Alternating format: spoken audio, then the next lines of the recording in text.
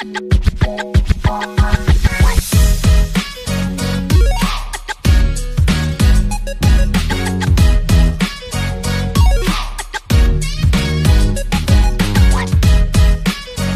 fait-on pour pister une maladie à travers toute une population? Eh bien, c'est un peu comme une véritable enquête policière, une vraie histoire de détective. Aujourd'hui, on va justement décrypter ensemble les outils et les méthodes qui nous permettent de comprendre et bien sûr de combattre les crises sanitaires. Notre histoire, elle commence ici. Imaginez, le Londres brumeux du 19e siècle. Le grand méchant de l'histoire, c'est le choléra. Une maladie absolument terrifiante. On ne comprend pas encore d'où elle vient. Et elle frappe, comme ça, sans distinction. Alors, entrons dans le vif du sujet. Voici l'indice. L'indice capital découvert par le médecin John Snow. Ce tableau, il compare deux compagnies qui fournissaient l'eau à Londres à l'époque. Regardez bien la dernière colonne, le taux de mortalité. Il est plus de 5 fois supérieur pour les habitants qui étaient approvisionnés par la compagnie Southwark. C'est juste énorme. La question qui se pose, c'est, face à ces chiffres bruts, comment on passe d'une simple observation à une conclusion qui va littéralement sauver des vies? La réponse, elle ne se trouve pas dans un laboratoire, mais bien dans les données elles-mêmes. Et c'est là qu'intervient le vrai héros de notre enquête. Une discipline scientifique entière dédiée à résoudre ce genre de mystère. Bienvenue dans le monde fascinant de l'épidémiologie. L'Organisation mondiale de la santé nous donne une définition très claire. En fait, il s'agit d'étudier comment les maladies se répartissent, oui, mais surtout de comprendre pourquoi elles apparaissent ici plutôt que là, et chez ces personnes plutôt que d'autres. C'est ça la clé. Pour mener cette enquête, les épidémiologistes ont en gros 3 boîtes à outils. D'abord, la branche descriptive. Là, on collecte les indices. Qui est malade, où, quand. Ensuite, l'analytique cherche les causes, le fameux « pourquoi ». Et enfin, l'évaluative vient mesurer si les solutions qu'on a trouvées marchent vraiment. Notre histoire, comme toute bonne enquête, elle commence par la base, la description des faits. Et pour collecter tous ces indices, il y a 2 grandes stratégies. On peut imaginer ça comme 2 manières de raconter une histoire. Soit on prend une seule photo, un instantané, soit on filme toute la séquence. L'étude transversale, c'est donc notre instantané. On regarde la situation à un instant T, c'est tout. L'étude longitudinale, c'est le film. Là, on suit le même groupe de personnes sur la durée pour observer les changements, voir comment les choses évoluent, l'apparition de nouvelles maladies par exemple. Et voilà ce que ça donne visuellement. À gauche, l'étude transversale. On mesure l'exposition et la maladie au même moment. C'est un cliché. À droite, l'étude longitudinale, qui montre le suivi sur la durée.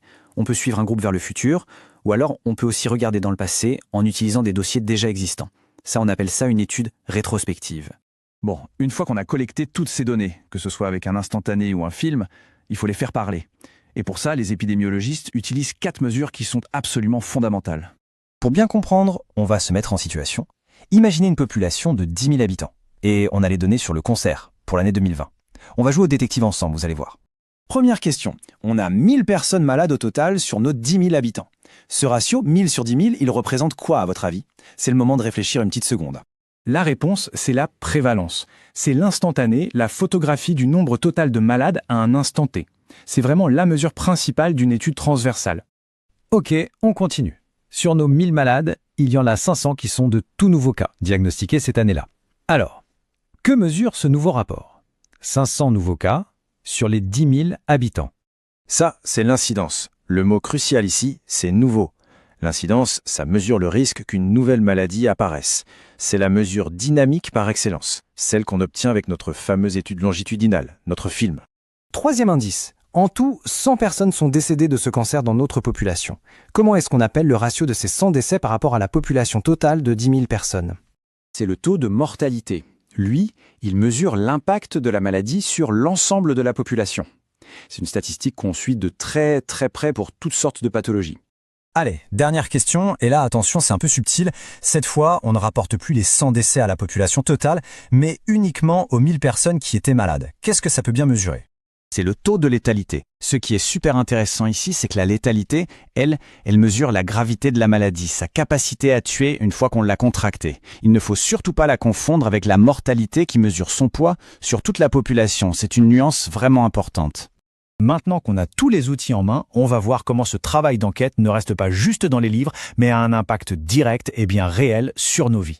Regardez la puissance d'une étude longitudinale en action. Ce graphique, il montre l'évolution des causes de décès en Algérie sur 25 ans. C'est frappant. Les maladies infectieuses, en vert, elles chutent, pendant que les maladies cardiovasculaires, en noir, elles explosent. C'est ce qu'on appelle la transition épidémiologique. Sans ces données, comment savoir où concentrer les efforts de santé publique? C'est impossible. Le point essentiel, il est là. La méthode de John Snow, qui est basée sur l'observation et la comparaison, est plus pertinente que jamais. Bien sûr, les outils se sont perfectionnés, mais la logique, au fond, reste la même.